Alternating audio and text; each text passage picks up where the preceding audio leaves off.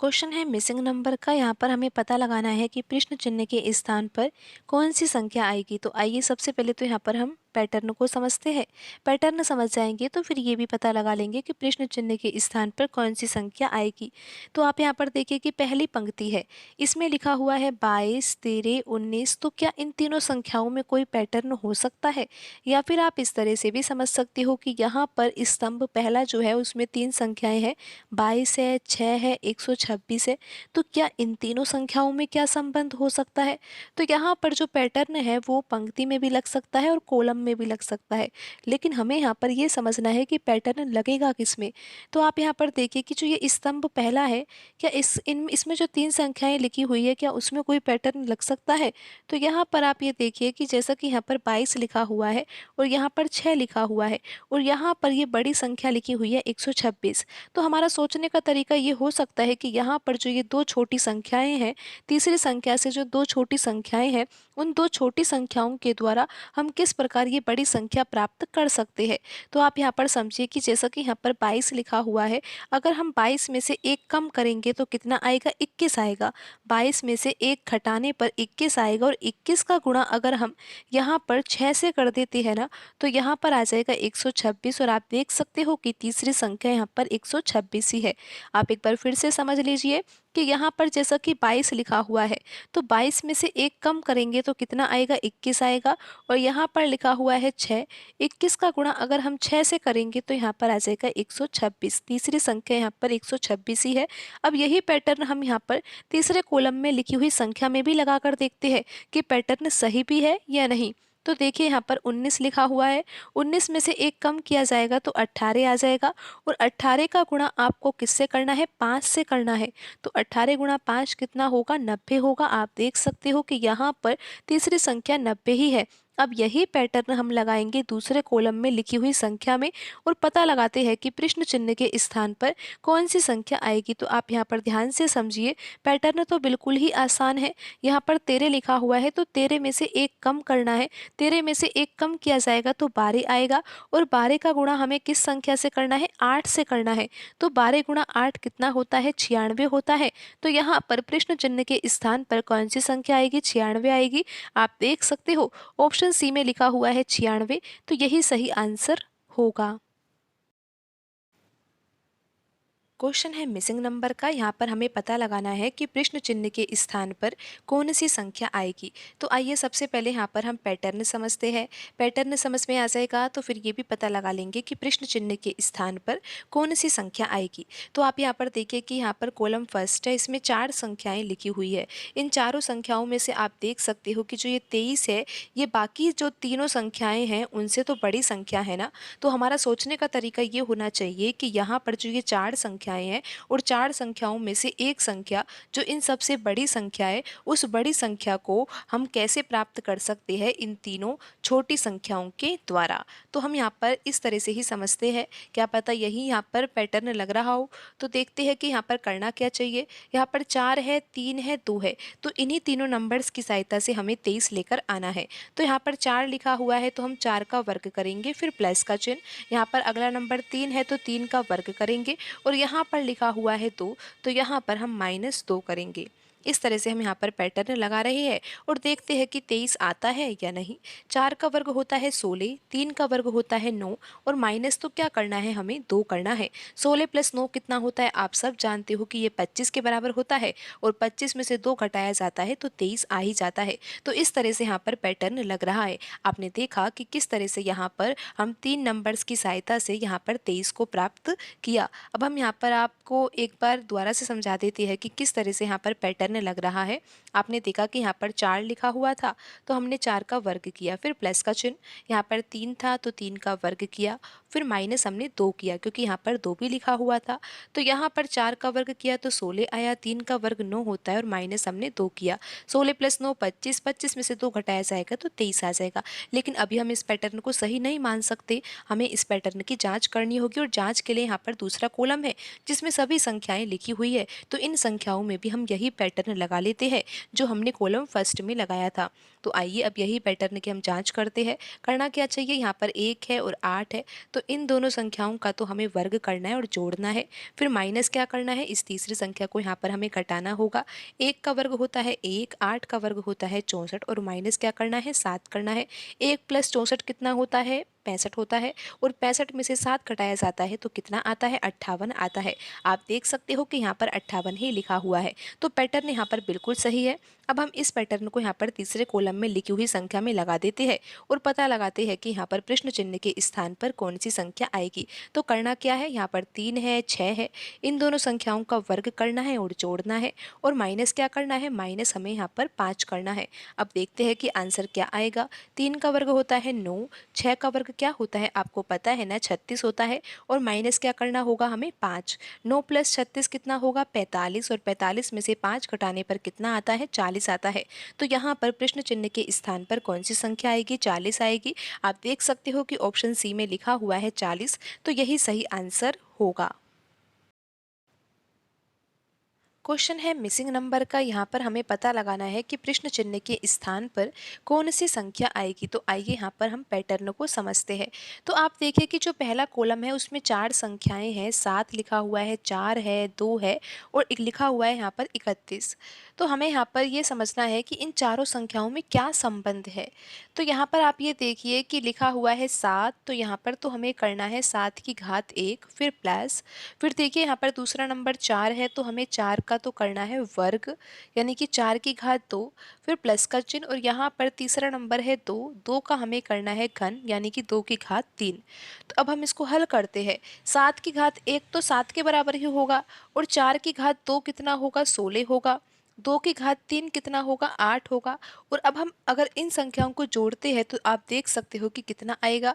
अगर 8 में 16 जोड़ा जाएगा तो 24 आएगा और 24 में 7 जोड़ने पर 31 आएगा। यानी कि इन तीनों संख्याओं को जोड़ने पर 31 आएगा और आप ये देख सकते हो कि यहाँ पर जो ये चौथी संख्या लिखी हुई है ये 31 ही है। तो इस तरह का पैटर्न यहाँ पर लग रहा है। आप एक बार फिर से समझ लीजिए कि पैटर्न कौन सा लग रहा है। आप देखिए कि पहला कॉलम है, इसमें 7 है, 4 है और 2 है। करना क्या है, 7 की घात तो 1 लिखनी है फिर प्लस का चिन्ह, 4 की घात हम यहाँ पर 2 लिखेंगे फिर प्लस का चिन्ह और यहाँ पर 2 की घात 3। तो 7 की घात 1 तो 7 के बराबर ही होगा। 4 की घात 2 को हल करेंगे तो 16 आएगा। 2 की घात 3 को हल किया जाएगा तो 8 आएगा। इन तीनों नंबर्स को जोड़ेंगे तो 31 आ जाएगा। अब यही पैटर्न हम दूसरे कॉलम में लिखी हुई संख्या में लगाते हैं और पता लगाते हैं कि ये पैटर्न सही भी है या नहीं। तो करना क्या है, यहाँ पर 3 लिखा हुआ है तो 3 की घात तो 1 लिखना है फिर प्लस का चिन्ह। यहाँ पर दूसरा नंबर 9 है तो 9 की घात हम 2 लिखेंगे फिर प्लस का चिन्ह। तीसरा नंबर यहाँ पर 1 है तो 1 की घात हम लिखेंगे 3। 3 की घात 1 को हल किया जाएगा तो 3 ही आएगा। 9 की घात 2 को हल किया जाएगा तो 81 आएगा और 1 की घात 3 को हल किया जाएगा तो 1 ही आएगा। इन तीनों नंबर्स को जोड़ते हैं और देखते हैं कि कितना आता है। 3 में अगर 81 जोड़ा जाएगा तो 84 आएगा और 84 में 1 जोड़ने पर 85 आ जाएगा।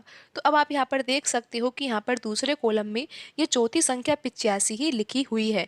तो ये पैटर्न तो बिल्कुल सही है। अब यही पैटर्न हम तीसरे कॉलम में लिखी हुई संख्या में लगा देते हैं और पता लगाते हैं कि प्रश्न चिन्ह के स्थान पर कौन सी संख्या आएगी।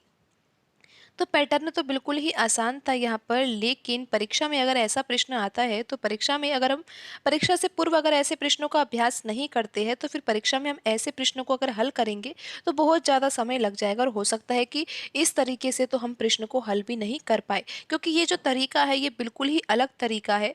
तो यहाँ पर अब आप ये देखिए कि जो तीसरा कॉलम है इसमें लिखा हुआ है 2, 6 और 5। तो अब हम कैसे हल करेंगे इस प्रश्न को। हमें लिखना है 2 की घात 1 फिर प्लस का चिन्ह, यहाँ पर दूसरा नंबर 6 है, 6 की घात 2 फिर प्लस का चिन्ह, यहाँ पर 5 लिखा हुआ है तो 5 की घात हमें लिखना है 3। 2 की घात 1 को हल किया जाएगा तो 2 ही आएगा। 6 की घात 2 को हल किया जाएगा 36 आएगा। 5 की घात 3 को हल किया जाएगा तो 125 आएगा। अब हम इसको हल कर लेते हैं। 2 प्लस 36 कितना होगा, 38 होगा और प्लस हमें अभी क्या करना है, 125 भी करना है। तो 125 में अगर 38 जोड़ा जाएगा तो कितना आएगा, 8 और 5 कितना होगा, 13 होगा और यहाँ पर कितना आ जाएगा, ये 16। तो यहाँ पर आंसर कितना आएगा, 163 आएगा। तो यहाँ पर प्रश्न चिन्ह के स्थान पर कौन सी संख्या आएगी, 163 आएगी। आप देख सकते हो कि यहाँ पर ऑप्शन बी में लिखा हुआ है 163, तो यही सही आंसर होगा। क्वेश्चन है मिसिंग नंबर का। यहाँ पर हमें पता लगाना है कि प्रश्न चिन्ह के स्थान पर कौन सी संख्या आएगी। तो आइए सबसे पहले हम यहाँ पर पैटर्न को समझते हैं। आप देखिए पहली पंक्ति में तीन संख्याएं हैं, 10 है, 7 है, 51 है। तो इन तीनों संख्याओं में क्या संबंध हो सकता है। यहाँ पर आप देखिए 10 लिखा हुआ है और 7 लिखा हुआ है। इन दोनों संख्याओं के द्वारा हम 51 को कैसे प्राप्त कर सकते हैं, यहाँ पर हम यही समझने का प्रयास करते हैं। तो हमें क्या करना चाहिए, 10 में हमें 7 तो जोड़ना चाहिए। जब हम 10 + 7 करते हैं तो फिर कितना आता है, 17 आता है। लेकिन आवश्यकता किसकी है, 51 की है। तो हम अगर यहाँ पर 17 में फिर 3 का गुणा कर देंगे तो फिर कितना आ जाएगा, 51 आ जाएगा। आप एक बार फिर से समझ लीजिए कि किस तरह से यहाँ पर 10 और 7 के द्वारा 51 आया है। हमने क्या किया, इन दोनों संख्याओं को हमने जोड़ा। अगर हम 10 में 7 जोड़ेंगे तो फिर कितना आता है, 17 आता है। लेकिन 51 की आवश्यकता थी तो हमें 17 में 3 का गुणा भी करना होगा, तो यहाँ पर 51 आ जाएगा। 10 + 7 17 होगा और 17 में अगर 3 का गुणा किया जाएगा तो 51 आ जाएगा। अब यही पैटर्न हम यहाँ पर दूसरी पंक्ति में भी लगाकर देखते हैं। हमें करना क्या होगा, यहाँ पर 11 है और यहाँ पर 5 है, तो हमें 11 + 5 करना होगा। आपने देखा कि यहाँ पर हमने 3 का गुणा किया था क्योंकि 51 लेकर आना था। तो यहाँ पर अगर हम 3 का ही गुणा करते हैं तो क्या 96 आ पाएगा। 11 + 5 करने पर तो कितना आएगा, 16 आएगा। और 16 में 3 का गुणा करने पर 48 आएगा। लेकिन 96 नहीं आया है। 96 क्यों नहीं आया, अगर यहाँ पर 3 के स्थान पर हम किसका गुणा करें, 6 का गुणा करें, तो जरूर यहाँ पर निश्चित रूप से कितना आ जाएगा, 96 आ जाएगा। आपने देखा कि यहाँ पर 3 का गुणा करने से 51 आ रहा था, लेकिन यहाँ पर अगर 3 का गुणा किया जा रहा है तो 48 आ रहा है। लेकिन यहाँ पर आना क्या चाहिए, 96 आना चाहिए। तो 96 कैसे आ सकता है, यहाँ पर अगर हम यहाँ पर 6 का गुणा कर देंगे, जिससे कि यहाँ पर क्या होगा, 11 + 5 16 हो जाएगा और फिर 16 में 6 का गुणा करने पर 96 आ जाएगा। लेकिन यहाँ पर हमने 6 का गुणा क्यों किया है और यहाँ पर 3 का गुणा क्यों किया है, हमें अब ये समझना होगा। तो आप ध्यान दीजिए कि यहाँ पर हमने 10 + 7 किया तो यहाँ पर कितना आया, 17 आया। लेकिन फिर हमने सोचा कि हमें 3 का गुणा भी करना होगा, तब जाकर यहाँ पर 51 आएगा। तो यहाँ पर ये 3 कहाँ से आएगा, इसको ध्यान से देखिए आप।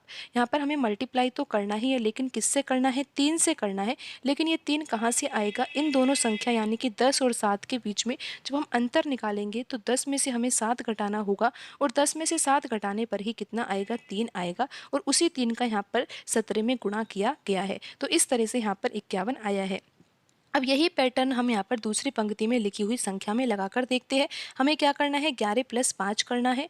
11 + 5 तो हम कर ही लेंगे, लेकिन मल्टीप्लाई हमें किससे करना होगा, 11 - 5 यानी कि इन दोनों संख्याओं के बीच में से हमें अंतर निकालना होगा और उससे हमें गुणा करना होगा। 11 + 5 कितना होगा, 16 होगा और यहाँ पर 11 - 5 कितना होगा, 6 होगा। 16 × 6 कितना होगा, 96 होगा। और आप ये देख सकते हो कि यहाँ पर लिखी हुई संख्या 96 ही है। अब यही पैटर्न हम यहाँ पर तीसरी पंक्ति में लिखी हुई संख्या में लगा देते हैं और पता लगाते हैं कि प्रश्न चिन्ह के स्थान पर कौन सी संख्या आएगी। करना क्या है, इन दोनों संख्याओं को जोड़ना है और मल्टीप्लाई किस संख्या से करना है, इन दोनों संख्या के बीच में जो अंतर है उससे ही करना है। 12 + 8 कितना होगा, 20 होगा और 12 - 8 कितना होगा, 4 होगा। और 20 × 4 कितना हो जाएगा, 80 हो जाएगा। तो यहाँ पर प्रश्न चिन्ह के स्थान पर कौन सी संख्या आएगी, 80 आएगी और यहाँ पर ऑप्शन बी सही आंसर होगा। आप एक इस तरीके से भी प्रश्न को हल कर सकते थे। यहाँ पर 10 लिखा हुआ है, यहाँ पर 7 लिखा हुआ है। अगर आप 10 के वर्ग में से 7 का वर्ग घटाओगे तो फिर कितना आएगा, 10 का वर्ग होता है 100 और 7 का वर्ग कितना होता है, 49 होता है। और 100 - 49 क्या होता है, 51 होता है। आप इसी प्रकार यहाँ पर भी देख सकते हो, 11 के वर्ग में से अगर 5 का वर्ग घटाया जाएगा, 11 का वर्ग कितना होता है, 121 होता है और 5 का वर्ग क्या होता है, 25 होता है। 121 में से अगर 25 घटाया जाता है तो 96 ही आता है। अब यही पैटर्न हम यहाँ पर तीसरी पंक्ति में लिखी हुई संख्या में भी लगा देते हैं। तो हमें करना क्या है, 12 का वर्ग करना है और माइनस क्या करना है, 8 का वर्ग। 12 का वर्ग होता है 144 और 144 में से घटाना है 8 का वर्ग। 8 का वर्ग होता है 64। 144 में से अगर 64 घटाया जाता है तो 80 ही आता है। और आप ये देख सकते हो कि यहाँ पर ऑप्शन बी में लिखा हुआ है 80, तो यही तो सही आंसर होगा। क्वेश्चन है मिसिंग नंबर का। यहाँ पर प्रश्न में हमें ज्ञात करना है कि यहाँ पर प्रश्न चिन्ह के स्थान पर कौन सी संख्या आएगी। तो आइए सबसे पहले तो हम यहाँ पर पैटर्न को समझते हैं कि यहाँ पर पैटर्न कौन सा लग रहा है। पैटर्न समझ में आ जाएगा तो फिर ये भी पता लगा लेंगे कि यहाँ पर प्रश्न चिन्ह के स्थान पर कौन सी संख्या आएगी। तो आप यहाँ पर देखिए जो कि कॉलम फर्स्ट है ना, उसमें 4 संख्याएँ लिखी हुई है, 6 है, 4 है, 8 है, 12 है। तो इन चारों संख्याओं में क्या संबंध हो सकता है, आप यहाँ पर ध्यान से समझिए। यहाँ पर लिखा हुआ है 6 और यहाँ पर लिखा हुआ है 8। अगर आप इन दोनों संख्याओं का गुणा करोगे ना तो कितना आएगा, 48 आएगा। और अब आप देखिए कि यहाँ पर लिखा हुआ है 4 और यहाँ पर लिखा हुआ है 12। इन दोनों संख्याओं का गुणा करोगे तो भी यहाँ पर 48 ही आएगा। तो इस तरह का यहाँ पर पैटर्न लग रहा है। अब हम यही पैटर्न यहाँ पर कॉलम 2 में लिखी हुई संख्याओं में लगाकर देखते हैं। पैटर्न की हम यहाँ पर जांच करते हैं कि पैटर्न यहाँ पर लग भी रहा है या नहीं। तो आपको पैटर्न समझ में आ गया है।